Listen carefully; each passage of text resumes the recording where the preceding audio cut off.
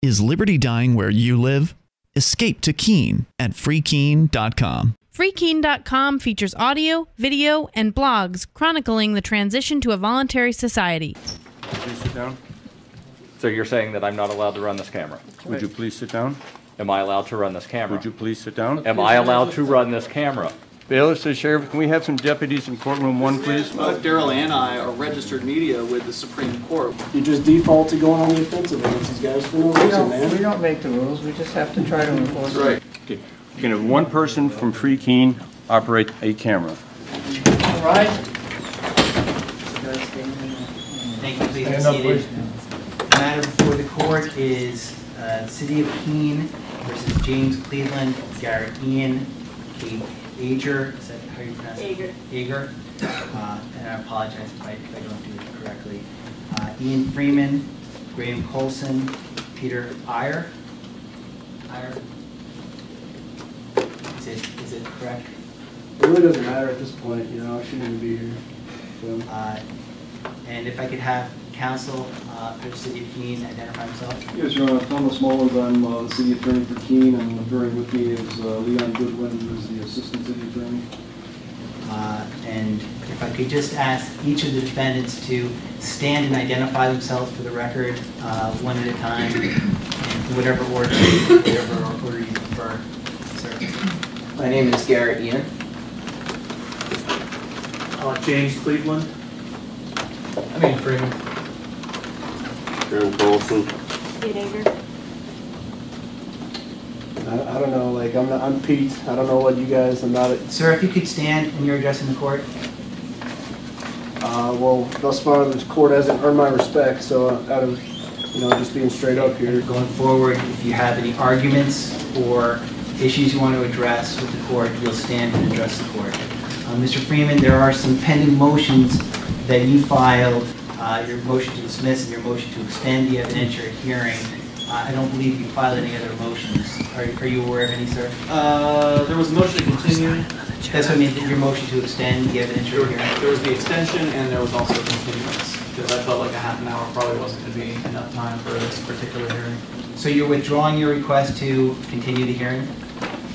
We're already here. We might as well move forward with that. Mr. Freeman, you separately moved for a dismissal in the case. Any other arguments you want to make in support of that motion? According to various, court decisions, the court is limited to determining rights of persons or property which are controverted in a particular case before it. In evaluating whether a party has standing to sue, we focus on whether the plaintiff suffered a legal injury against which the law was designed to protect. From what I can tell, the plaintiff is not alleging that any of us have created any sort of injury in this case. There's no damage that has been alleged, so therefore there's nothing to go forward here. This is a complete waste of your time. And ours. That motion was styled in the way of a standing issue. The city certainly has standing here, as the court knows. We're a political subdivision of the state. The city draws all of its authority from the state. The underlying merit issue before the court is the allegation of a tortious interference with a contract. This is not about the money going into the parking meters. There's no allegation in the pleadings with respect for relief for money going into parking meters. The underlying merit question that we're here on, which is intentional interference with contractual relationships. Let me ask you a question about that. Do you believe if your claim for tortious interference with contract does not survive, if you haven't stated a claim for tortious interference with contract, do you separately, does your claim survive? I will submit to the court quite candidly that as far as we're aware, no court in the land has been asked to consider this cause of action within the context that it arises with these 6 defendants over here. There is no doubt about that. If I determine that you have not stated a claim for tortious interference with contract, does the case go away? Yes. There's no independent basis for injunctive relief if there's no underlying harm that the court can help correct. The court has to find that there's a reasonable basis. This is not an evidentiary hearing on the underlying merits of the claim.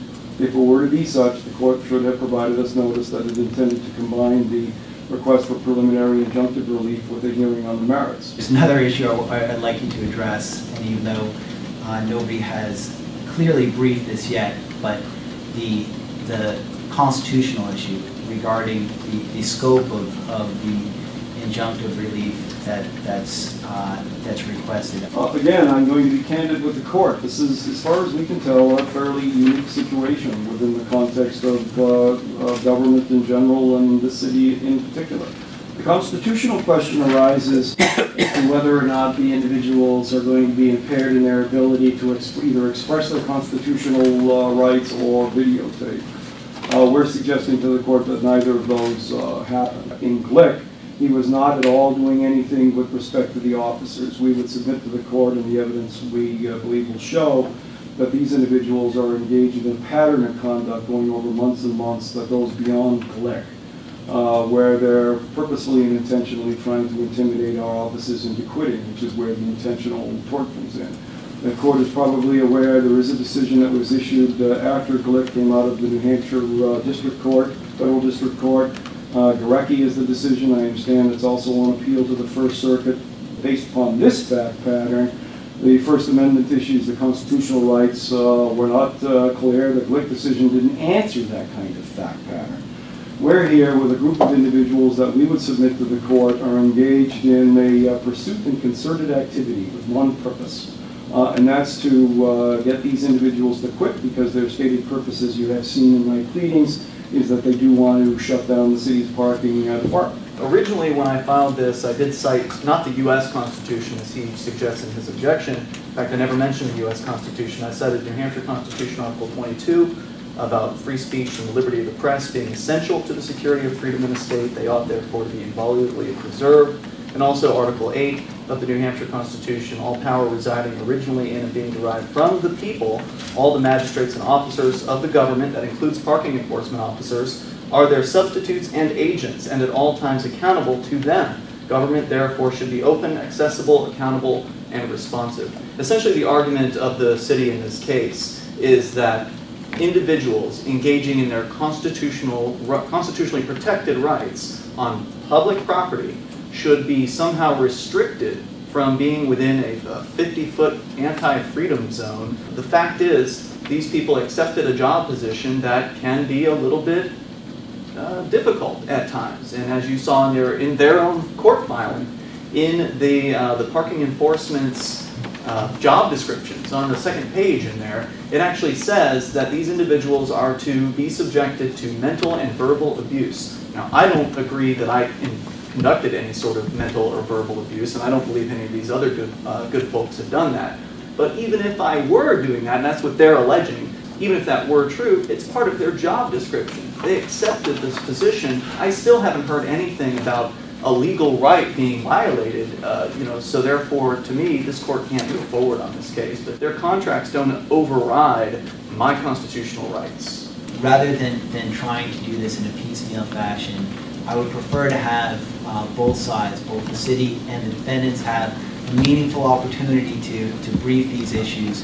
What I'm going to do is schedule this for an evidentiary hearing. I know 30 minutes was not adequate, but assuming I deny the motions to dismiss, and certainly if I grant the motion to dismiss, the case is over, unless the city wants to appeal my decision to the New Hampshire Supreme Court. But if I deny the motions to dismiss, how much time are you going to need for an evidentiary hearing? This is easily going to take a full day. I've got at least 5 witnesses. Do you think a day is adequate? Sounds right to me. I mean, I'd rather be doing productive things, but this is their gig. My order today will be that I'm going to give all parties an additional 20 days to submit whatever legal memoranda they want on the issues before the court, and we'll schedule a full-day evidentiary hearing as the docket allows. If you're at all familiar with the docket in this court, finding a full day for an evidentiary hearing, it's not likely to happen in the month of June. We have 2 weeks of jury trial set for July,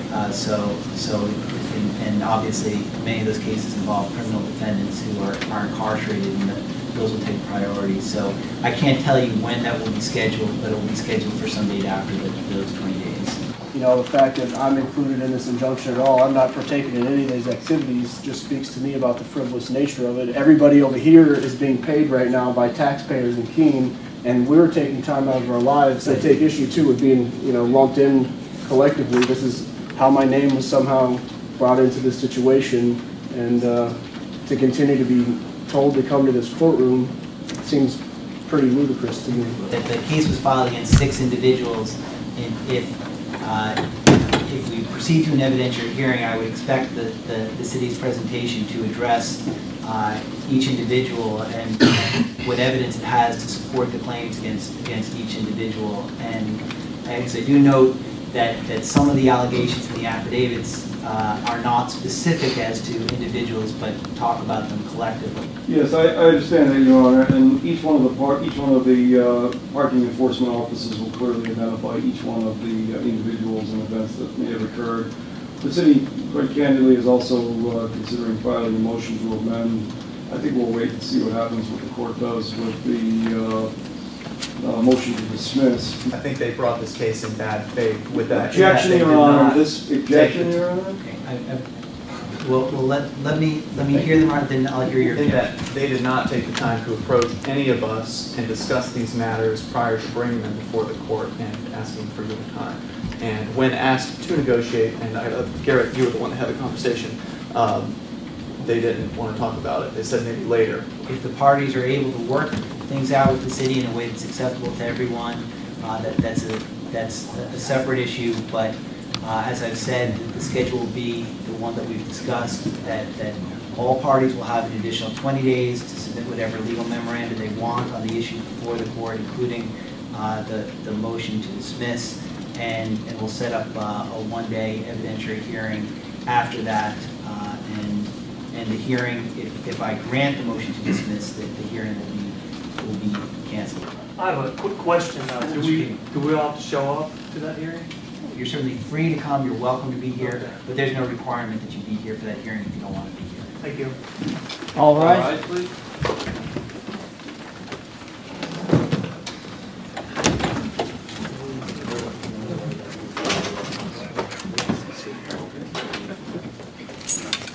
See you in a few weeks.